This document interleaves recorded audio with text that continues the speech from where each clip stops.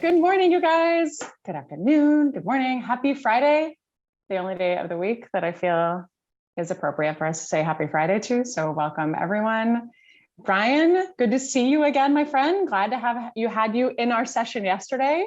I think it was a first for us to have you, so we're really excited. Welcome everybody else. Hi, Brian. Hi, you guys. Hi, Matt. Hi, Pam. Hi, Donna Horgan. I've got your sequences, Donna, to send back to you. So thanks for that.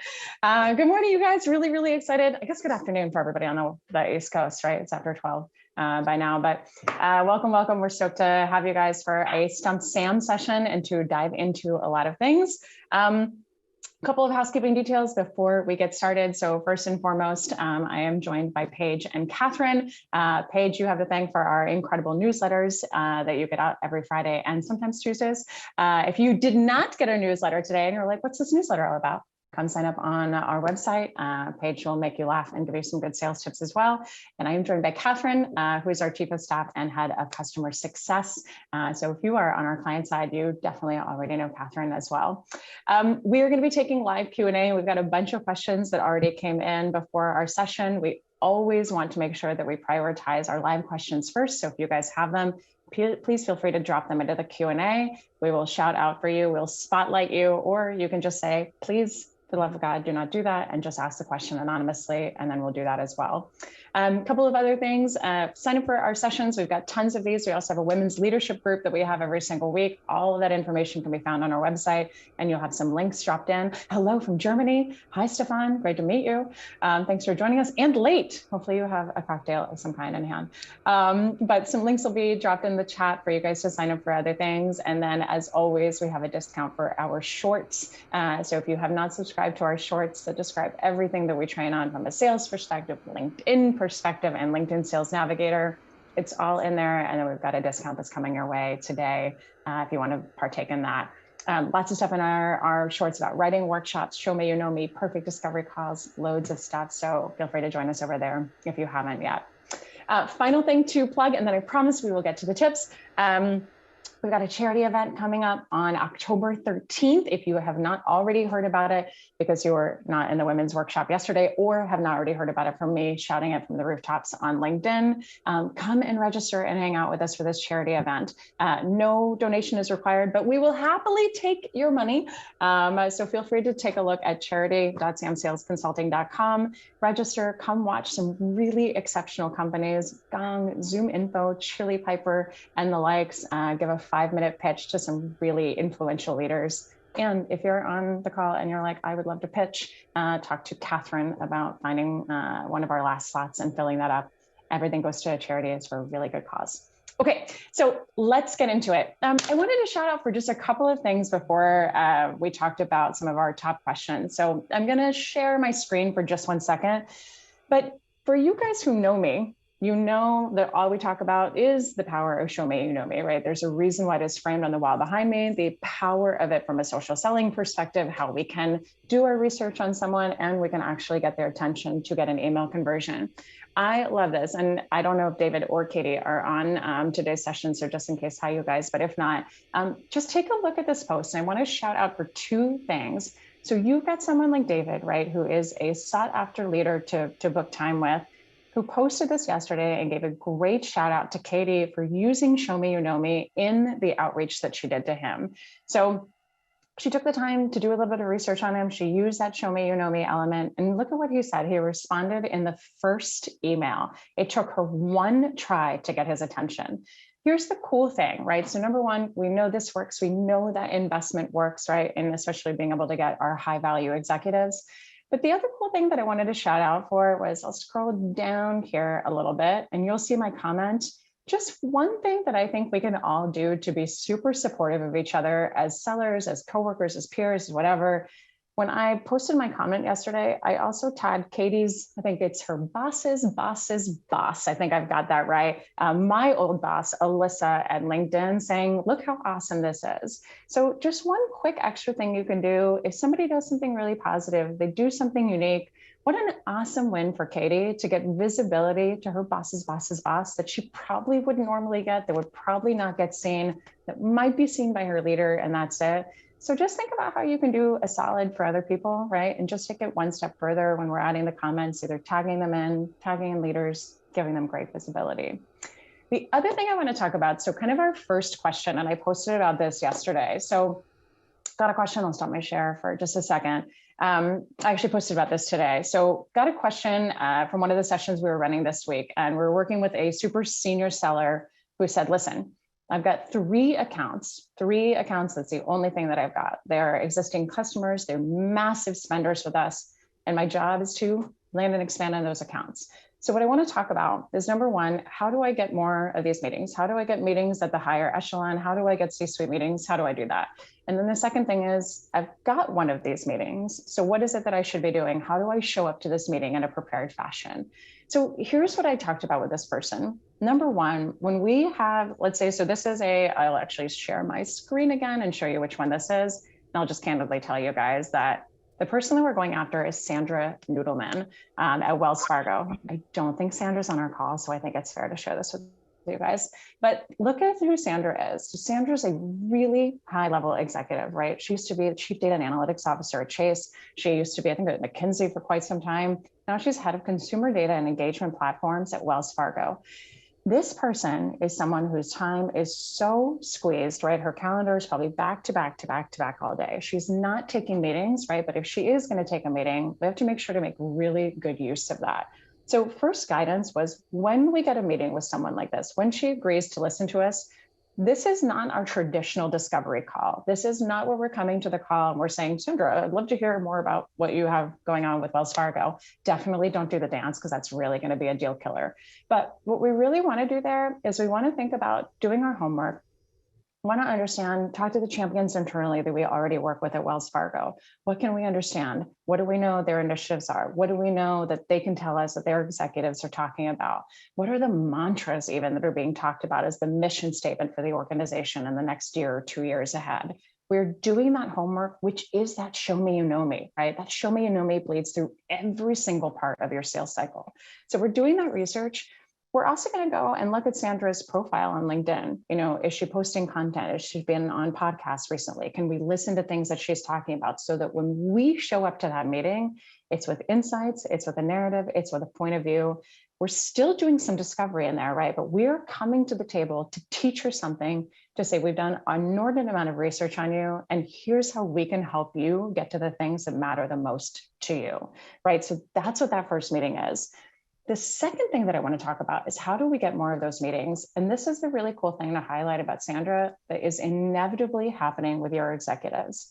So check this out. She posted 5 days ago. I was having this conversation 2 days ago, so it was only 3 days at the time. But she posted this 5 days ago. And she posted, she lives in New York City. She posted about 9/11. She talked about this, right? And thanked military veterans, first responders, et cetera. Look at the comments, though, and the engagement. So she has 107 total people who have engaged with her content, 0 comments. No one engages with executive content. It's a really interesting phenomenon. And what you will find is that if people actually do engage with executives, most of the time it's internal people. So you might have like 1 or 2 people that are trying to sell to them. You might have 1 or 2 people that are all internal. But if you take a look at some of the executives that you guys are targeting, right? Take a look at the posts that they have, if any, which a lot of them do. But take a look at those posts and then look at the comments. And what you'll find is that people are just like quietly liking the posts, but they're not actually commenting. So think about the visibility that you can get to one of these really high-ranking executives if you just take a few minutes to think about, what can I contribute here? So even for something like this has nothing to do with work, right? But if I was trying to get Sandra's attention, here's what I would say. I would say here's where I was when this happened.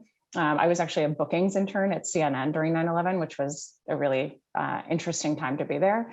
But I would say, talking about how I watched the 60-minute segment the other night, if anybody else watched that, they did a whole 60-minute segment on the fire department, the New York City Fire Department.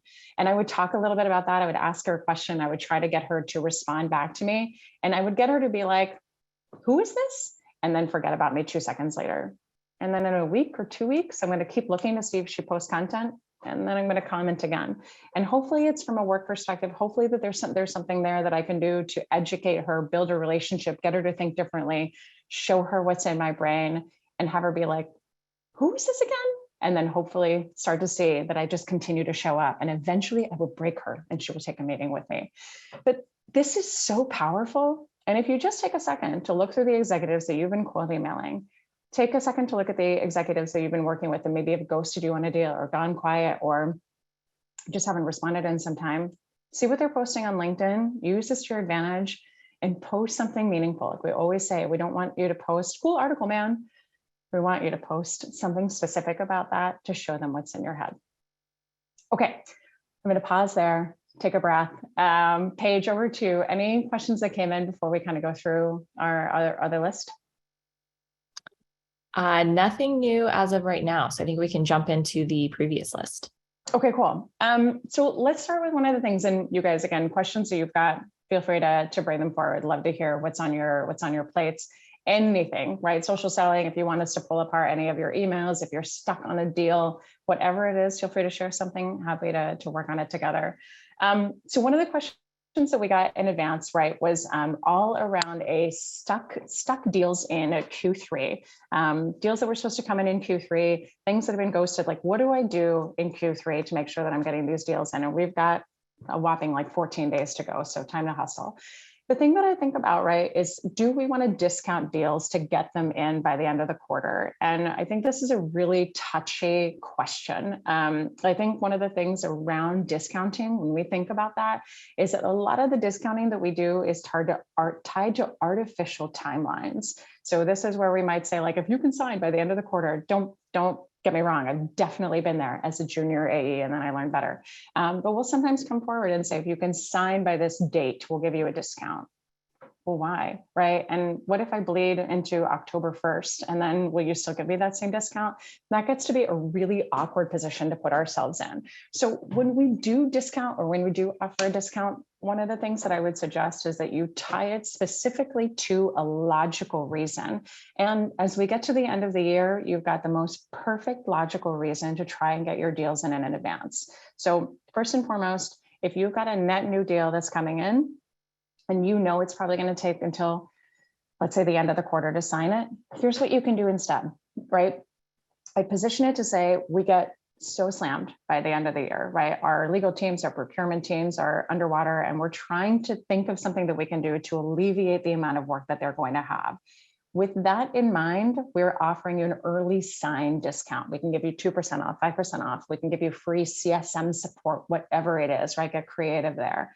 But I think from that perspective, if you say the reason we're giving you the discount is to lessen the burden on our legal and procurement team at the end of the year, there's logic to that. There's a reason, right? There's a true reason. And once we get past that hump, right? If we get past November 15th or past Thanksgiving or whatever that timeline is, there's no reason to give you the discount because you didn't do what we needed you to do. You didn't capitalize on the reason that we were giving you the discount.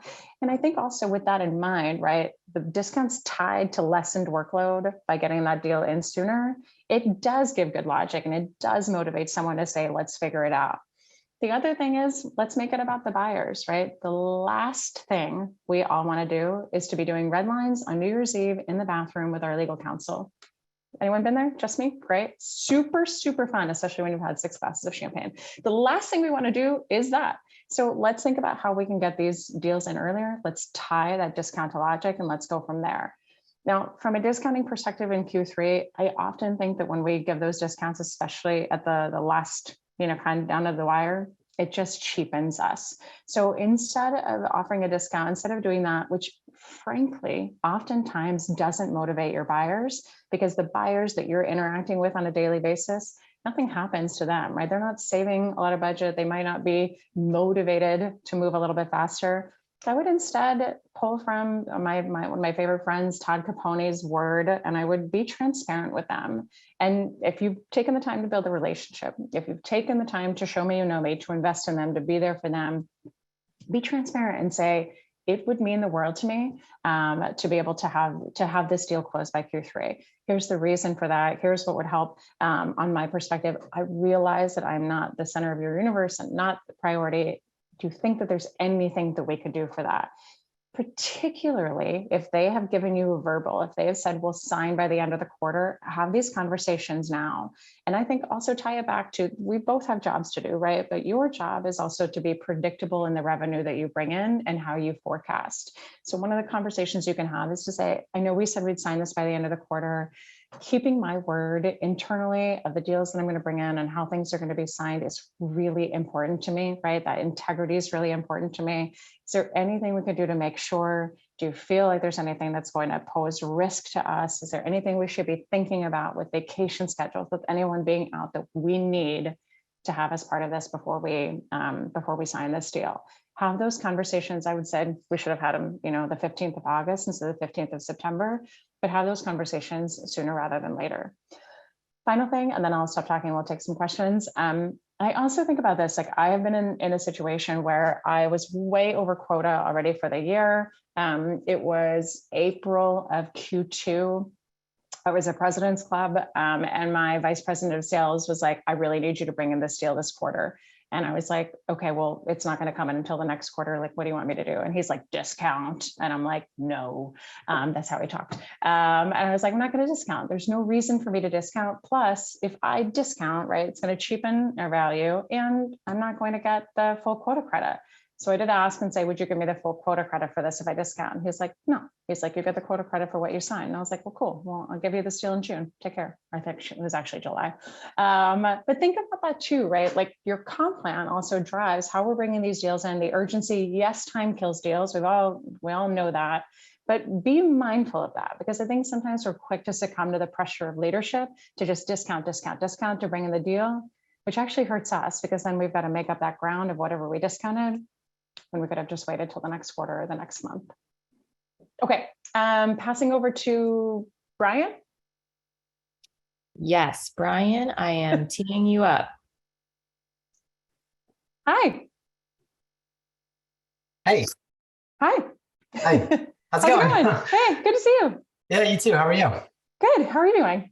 I'm doing great, thanks. But I like this red light back here in your background. Yeah. Are we festive for the holidays? It looks like.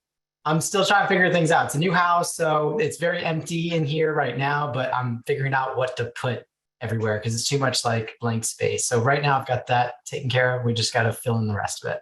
Cool. We need furniture. We need lots of furniture. We need too much space. Anyways, so I'm dealing with an issue. So I'm at a pretty early stage startup. Our CEO is acting as sales leader, and he has no prior sales experience. That sounds fun.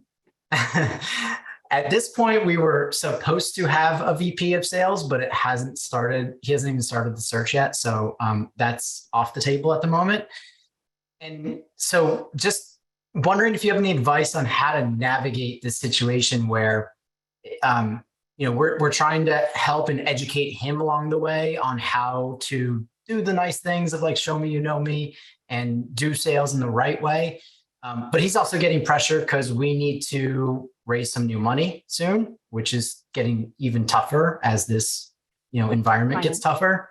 And so it's like, hey, we need some new deals. Let's get things done.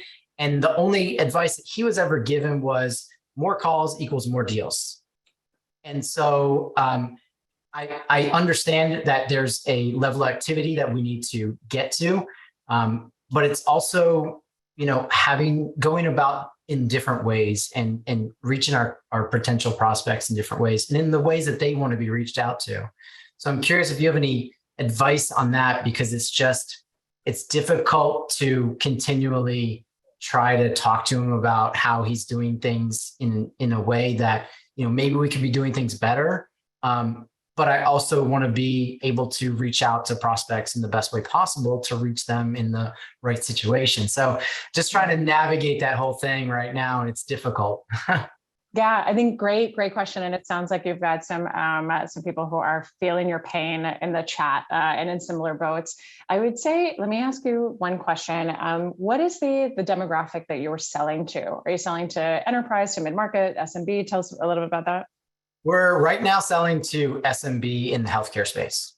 Okay, cool. And then how how involved is he in the sales process? Meaning, is he checking in on you every single day, asking for the deals? Is it sporadically, like every 6 weeks? Like what's the level of big brotherness from him? He's checking in most days. In fact, he likes to even write our emails, which becomes even more difficult. So they are definitely on the longer side and sometimes can sound like a Geico commercial. So I customize a lot of things as I'm going out. But yeah, he's checking in often. All right. So I would tell you a couple of things. One, sounds like he needs some Sam sales in his life. So give us a call. I would say if anything that you could do to teach him when you teach some things, I think sometimes when we get to those executive levels, we can be slow to trust our internal resources, and we might need validation from other sources. So if you are going to talk about something of like, this is how we should personalize, this is how we should do shorter emails, this is how we should do less calls, more calls, whatever you're thinking about, find some data sources that can also help back you up. Not to say that you're not trustworthy, but sometimes just having that additional material can get somebody on board with whatever you want to do. I will say too, sometimes just managing up correctly, and I think this is a little gray area of what to recommend, but here's my perspective. Managing up correctly and giving that person, what they need to see and what to know that whatever they want to have happening, if they're not going to listen to you and they're not going to take your advice, is sometimes the right move while you continue to do the things that you know are the right moves. So if we can figure out, right, how do we give him what he wants? How do we appease him if he's really not open-minded or open to feedback? So that you can say, yep, we're totally doing that while you're doing something different. And I'll say, just to give you an example of that, I think I've shared this on our at least one call before, but at the end of a year, when I was a leader, our team had already hit our quota for the year, but we had 2 reps on our team. I think it was like early October. They had 0 shot of getting anywhere close to their quota for the year. We're also in a different position that they weren't going to be put on a PIP, that they've been top performers before, they were totally safe. And so while the executive leadership team, right, our C-suites were like, the only thing I need these people to do is put dollars on the board by the end of the year, I said, you got it. We're totally doing that. While we absolutely weren't doing that. What I said is, you guys aren't going to make any money, right? We've already hit our quota as a team. We've gotten to what we need to do as a team. What I really want you to focus on is thinking about building pipeline for Q1. Say that you're making every effort you possibly can to bring these deals in for Q4. We got to manage up correctly, but this isn't going to help. If you continue to focus on Q4 revenue, you're just going to keep drowning and treading water for the next quarters ahead. So let's call this quarter a wash. Let's focus on Q1 and then let's go crush it. That is exactly what we did. And that is exactly what we did in the next year. We crushed it and everyone's like, how? Frankly, insubordination. And I think that that's a lot, when you look at the leaders that you have above you, if you just know in your gut, right, that there's a different way, a smarter way, a different play, we're not going to discount, we're not going to work to bring these deals in. Sometimes just managing up correctly and saying, you got it, and then testing the waters yourself is the key. Being mindful that sometimes the waters that you test might not work out. So then you've got to be accountable for that as well. But just some things to think about, and hopefully that's helpful. Yeah, perfect. Thank you so much. Thanks, Brian. Thanks for asking your question. Congrats on your new place too. Oh, thanks. All right, Paige, over to you. Okay, next up we have Tyler with a question. Hi, Tyler. How's it going? Hello. Hi. How are you? I'm doing good. How are you? Good. Happy Friday. Thanks for joining. Yes. Thank you. I am currently doing outreach for, just to bring a new business. So I'm reaching out to these prospects. Right now I'm sending out emails, and I did watch your Show Me You Know Me video. And I did, I'm trying to use some of those techniques that you, addressed in the video to reach out to these people. But the biggest challenge, especially from watching your video, is that the people that you were actually pulling up on LinkedIn, I would say that they were pretty active, and, they had really good information to pull from. But for me, just to be a little bit more specific, I'm reaching out to people who are in executive positions at law firms, and they really are not the biggest LinkedIn people, if you will. So it's been really hard for me to kind of like get information. And just because they're not a part of firm leadership and because they're not attorneys, I'm not able to get information from the law firm's website either. So my question is, where do I go from there when I'm not able to find any information? Really, all they have is their work history or, their education. And they're really not commenting or anything like that. Yeah. I think great question. Very oddly, I've double majored in law firm sales my entire career. So like I'm your girl. I can help you out. Who are you going after? What's the role? Are you going after marketing, business development, like the CMOs? Yes. So a lot of the titles that I've been reaching out to lately are client relations director, business development director, marketing director, those type of titles. Cool. Are you part of the Legal Marketing Association, by the way? No, I'm not. You should totally do that. That is the fastest path to getting in front of these individuals. And there's a very, very tight knit group. So that's one thing I would say. I think the other thing, and send me some of the firms you're going after. Send me an email afterwards and send me like 5. I'll help you. And I can totally make some introductions for you in a second. Okay. So we'll get you some wins there. I would say just the other thing, you are in such a similar boat to other people, food transportation industry, it sounds like from Pam, where the executives don't have anything, right? It's literally a tumbleweed going across their profile. And you're like, what the hell am I going to use here? So what I would say is just a couple of things. There's so much accessible information outside of that person's LinkedIn profile that we can use. So the first thing I would do is I would just do a quick Google search on their name and look to see podcasts, articles, anything there that we can find that they've been in. If not, look to see what is going on with the firm and how you can tie whatever it is that you do, right, the value that you bring directly to the initiatives going on. So look at press releases, look at client alerts that they've sent out. Law firms will talk a ton of PR coverage, especially for these huge law firms, right? And I'd find a way to tie your value to that. The show me you know me can be done in the subject line by pulling distinct pieces from that. Even just thinking about like if they're investing in a charity event, if they're supporting a cause, if they're doing a golf tournament of some kind, like whatever that is, to pull some show me you know me element in there to tie it authentically, who you are, what you believe in, et cetera, and then say the real reason for my outreach is XYZ. I see that this is a key initiative. I know this is a focus. Working with other law firms, these are 3 of the strategies or priorities that they have. I suspect there at least one is the same for you. Love to schedule some time, hear a little bit more about what you're focused on and tell you how we can make a direct tie to that. I think the other thing I would say, right, is again, that tight-knit community. I always say that law firms love to be first to be second. So they don't like to be, they don't like to take the risk. They want to know that other people have done it first and then take their step there. But if you have existing law firm clients, or perhaps your entire focus as an organization is law firms, leverage the existing clients that you have for referrals and introductions. So that is actually how I blew up the legal space when I was a brand new AE.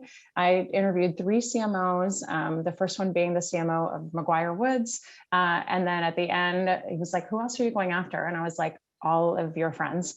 And he's like, feel free to look at my LinkedIn profile and just send out a bunch of emails that say, you know me in the subject line and see if they want to meet with you. I literally sit up all night in our Richmond, Virginia office doing this and saying webinar inquiry from a friend of Jim Durham's.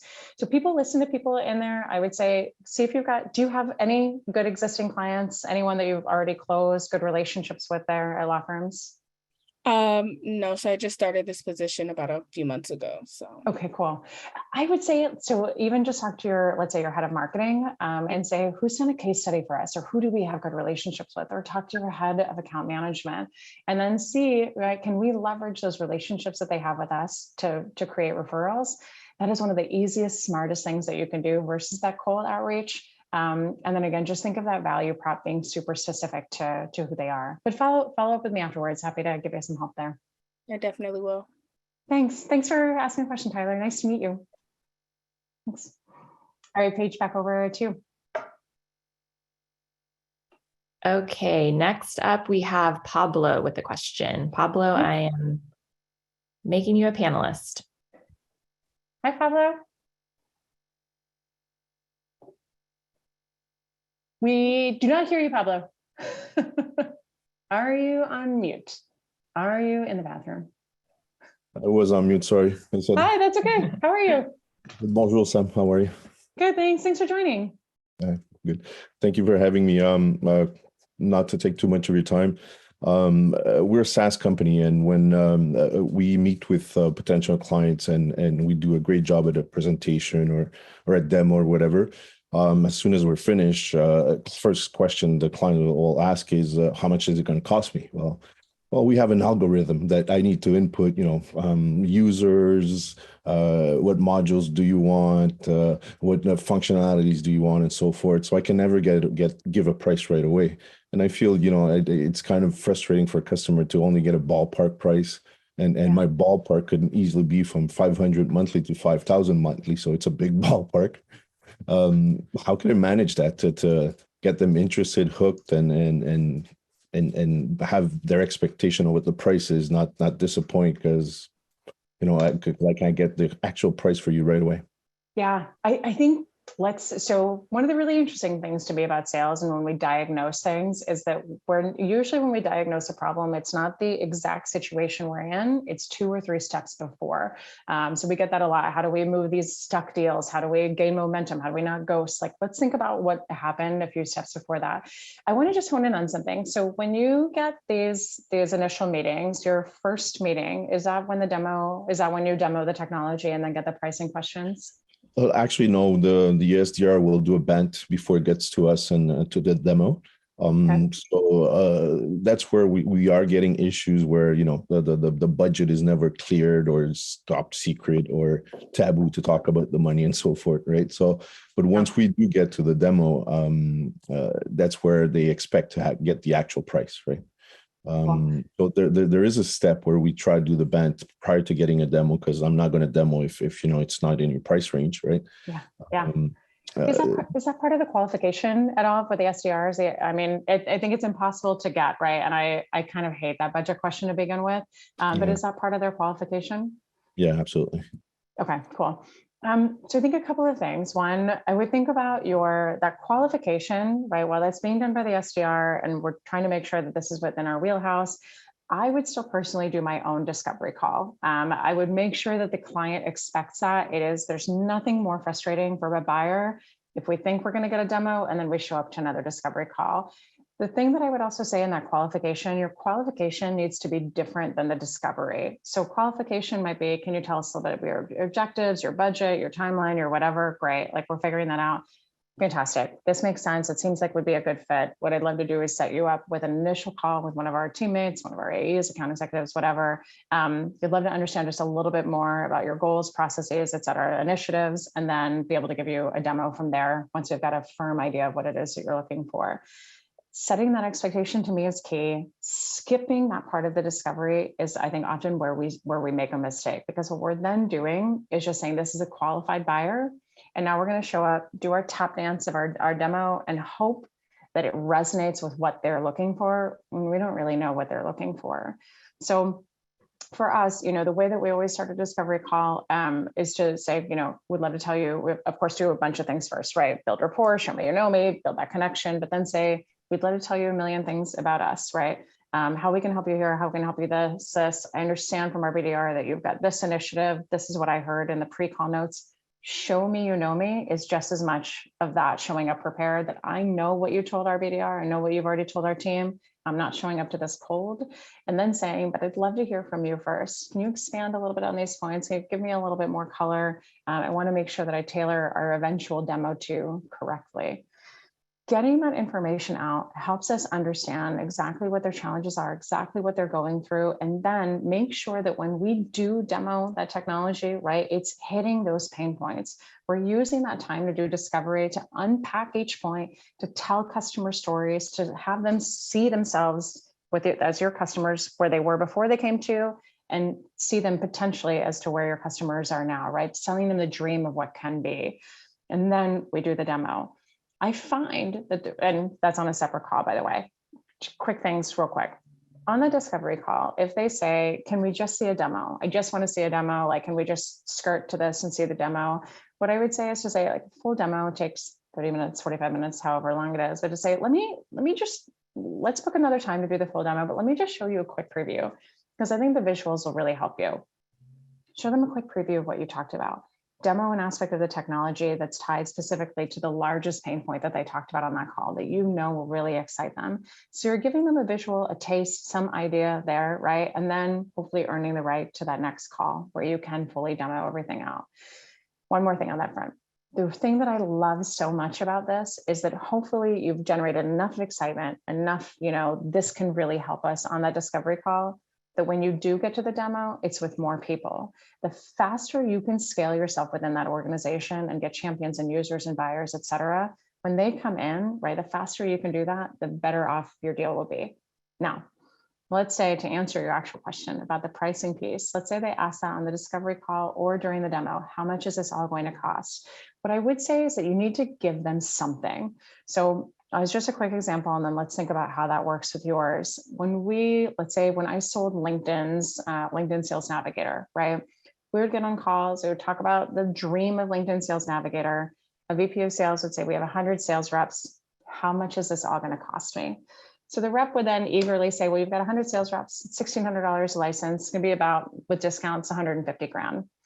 That is going to terrify a sales leader. And they're going to be like, we don't have that kind of money. See you later.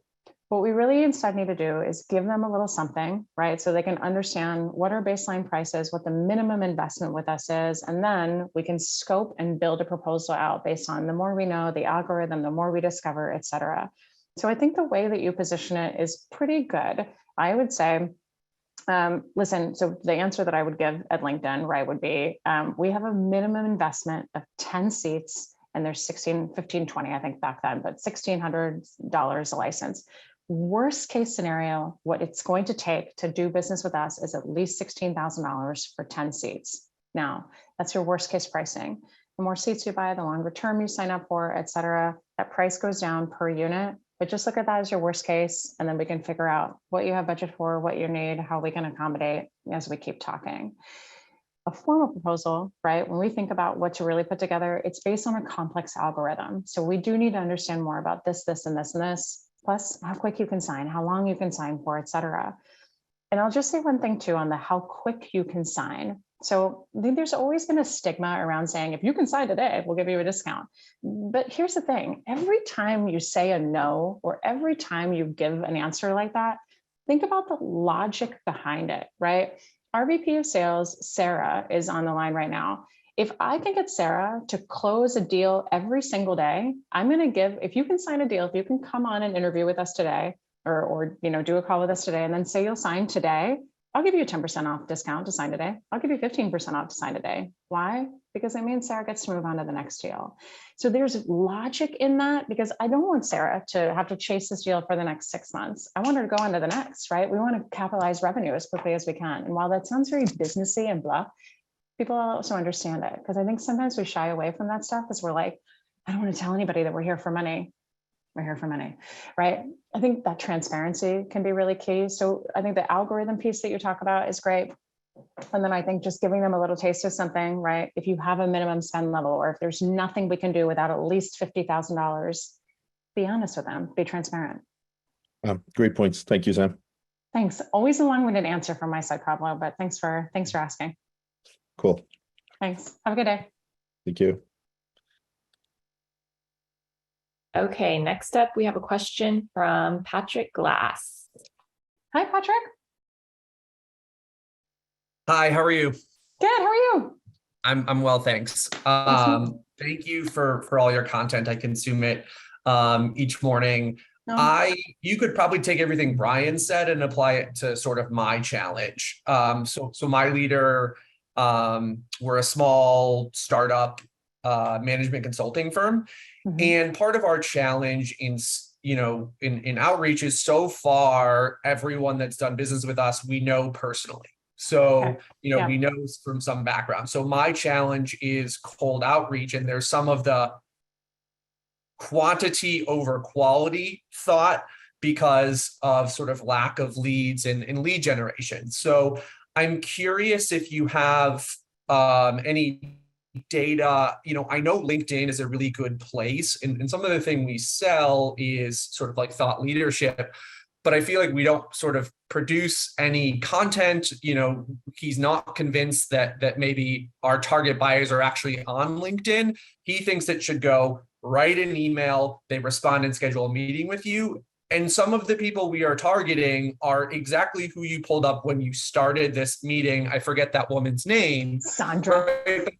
Sandra, thank you. Right. But like these people are also hiring McKinsey and Bain and Accenture to do this work, not responding to a cold email that was sort of blasted through, I hate to do the sort of cold mass outreach because I read all of your show me, me stuff. So my question very specifically is, do you have any thought how I can sort of manage up in I really am convinced that LinkedIn content, all of that stuff is really important to sort of generating content and activity for us.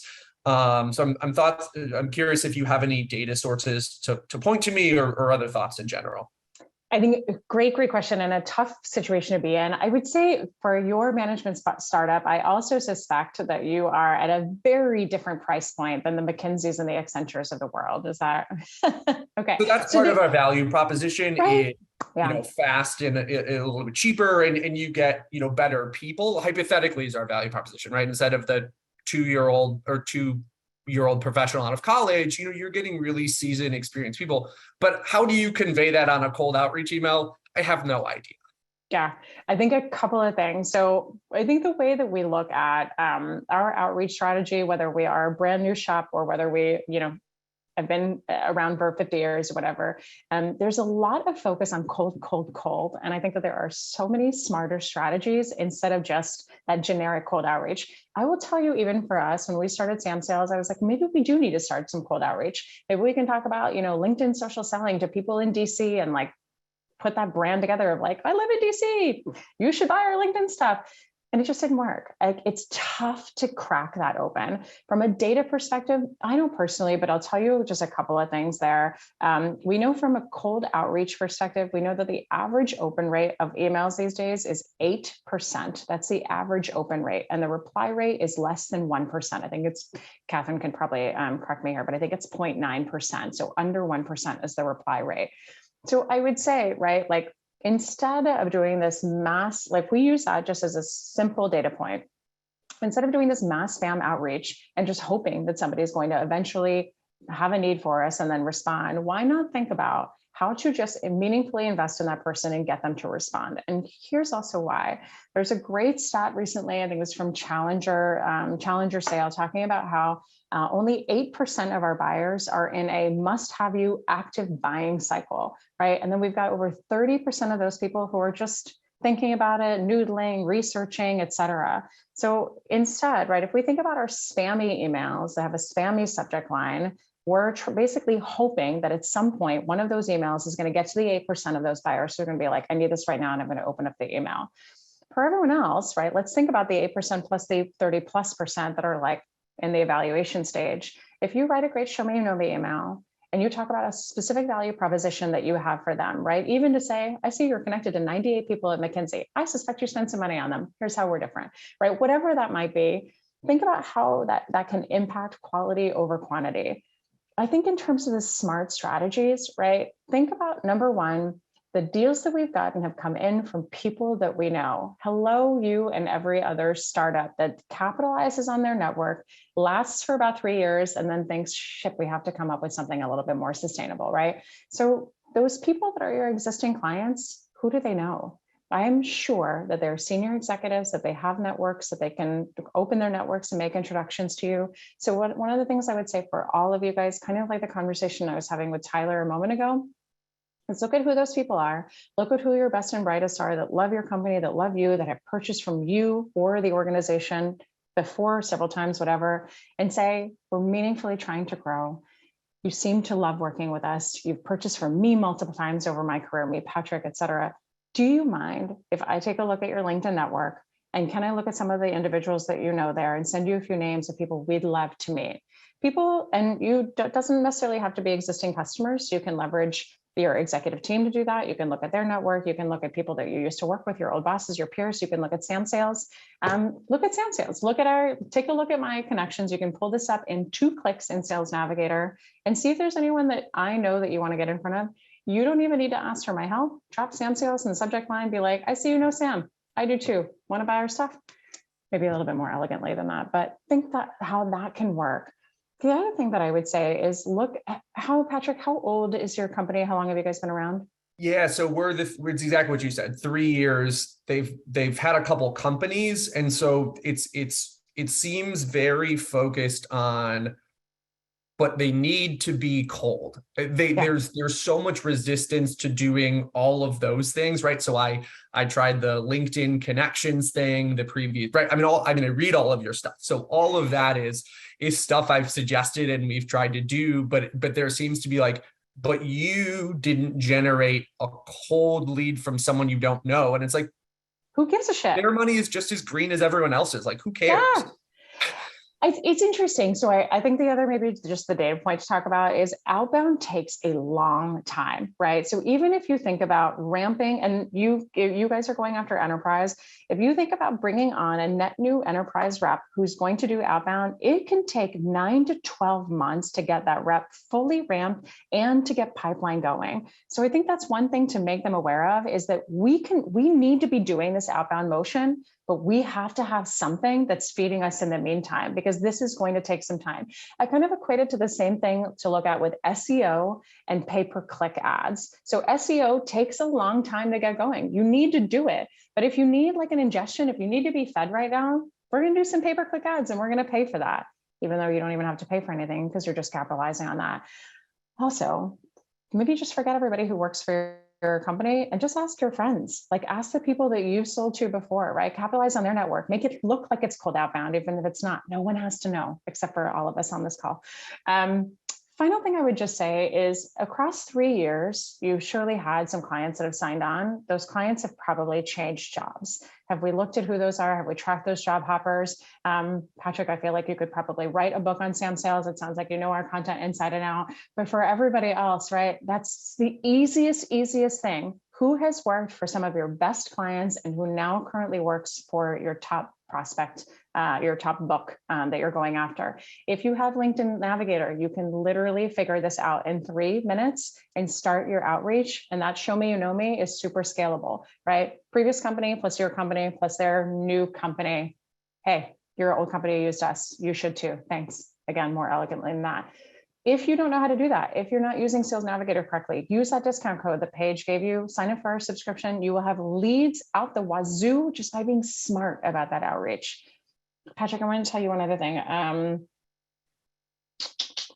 think that's it actually. But I would say try those methodologies, try to talk about that. And again, just like to Brian's point, or to the point I made with Brian, sometimes you just need a different source out there to talk about that. You know, use the example with, what was his name? Dang it. I'm going to forget, of course, David, the David example, talking about how executives don't respond to that cold outreach, but they respond to the show me, you know me. Use that link, that post as an example and say, all the executives are talking about is how much terrible sales email they get every day, how it is all generic and how nobody does their homework. Awesome. Thanks so much. Appreciate it. Thanks for saying hello. So nice to see you.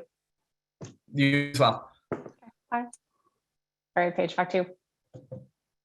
Okay, next up we have Jackie with the question. Jackie, I just made you a panelist. Hi, Jackie. Good to go. Hi. Can you hear us or see us? Oh, you're on mute. Hi. Oh. Hi. How are you? There we go. It made me log off and rejoin. Oh, that's so mean. I'm sorry. Yeah, so my question was actually regarding, say you send up your initial prospecting email, or you've got your great subject line, you've got your great show me, you know me throughout, and your value proposition that follows all the email tips that you have, the perfect email tips. Yeah. So you don't get a response. At what point do you follow up? Is it through the same channel? Do you try another email? Do you give it 1 week, 2 weeks? What would you suggest? And then also what type of content, because you obviously have the original below, so you don't want to necessarily restate, or do you want to restate? So just looking for cadence, channel, and content. Great questions. So I think one, the timing is always something that I see that misses with, it's a great opportunity for a lot of reps. So I can barely tell you what I did yesterday, let alone 2 weeks ago. And I certainly don't remember who emailed me 2 weeks ago. So I think that timing is key, especially if you're doing that show me, you know me, and taking the time to invest in them. We're actually talking on a perfect day about this, because one of the things that we love to do with executives is think about Thursday and Friday, your initial email goes out. So you do that show me, you know me on a Thursday or Friday. Typically a Thursday might not be as light as a Friday, but those days can be a little bit lighter with our workloads, hopefully Fridays as well. But send that show me, you know me email out. And then data shows that if you send the second email, that follow-up email, less than 48 hours after that first one, you'll have a higher rate of response. Years and years ago, when I didn't have a BDR, we tested this. We found a 34% open rate, response rate, not even open response to that second email when we did it less than 48 hours, but when we did it on the weekend. So when we're targeting an executive, right? And I think, I'm sure I got at least 2 or 3 groans from the audience being like, weekend, and also like, that's rude. It's not rude. It's not like we're cold calling them on a weekend, God forbid. It's not like we're doing that. But what we're just doing is sending them an email in their inbox, right? They have the choice whether they want to check their email, whether they want to open it, whether they want to respond, right? We're putting it in there. There's nothing wrong with that. But what's interesting to me is that nobody emails on the weekends, right? I think about the sales emails I get on the weekends, I get 0. During the week, forget it. And then you think about there's less competition there, but they're probably more apt to respond because there's also likely less competition for their time. So depending on what those individuals are doing, are they in the car going somewhere? Are they at a recital? Are they at a soccer game? Are they sitting at home bored, not knowing what to do? That never happens, but you've got an opportunity to capture their attention. So I would say, send some emails out today, send the follow-up on Sunday, and watch and see what happens. Saturday mornings and Sunday nights, I find, are great times to target too. Saturday mornings, executives are usually catching up on whatever they missed, catching up on things that they wanted to read over the week. And then Sunday night, sadly, preparing for the week ahead. So sometimes they are already in work mode. I think the other thing, stay the course with the same email channel, but we'll diversify a little bit in a moment. Number one, that second email, we want to be really key that we're not introducing new information. So if you've worked hard, if you've proven really great value, if you've done show me, you know me in email 1, email 2 is just like, hi, me again. Want to meet? We'd love to meet. Literally our second email will just say, hi, Jackie, checking in to see if you got my first email. We'd still love the chance to talk to you about what samsales can do to help XYZ company. Let me know if you're up for a chat over the next week or 2, and I'll send a calendar invite to you accordingly. Super short, super clear, nothing new they have to think. I think the reason, my suspicion for that, is that somebody reads the email, it might have resonated with them, but then their Zoom starts, a Slack comes in, they get distracted and they move on to the next thing, having completely forgotten about us. So if we quickly pop in with that same subject line, right, just hit reply all or set it and forget it in outreach, sales off, et cetera. And then what happens is that they're like, oh, that's right, I did want to respond to Jackie. And then they quickly respond, right? It's quick. What's cool about that too, when we track that, we can see that the open time and the response time is literally seconds. So fun thing to track there as well. I think final just thing I'd mention is thinking about the different chains. So you've got email number 2, email number 3, we typically send out within a week after that second email, and then so forth. There are tons of sequences and plays out there from when you want to make your cold calls, when you want to look for triggers, things like that.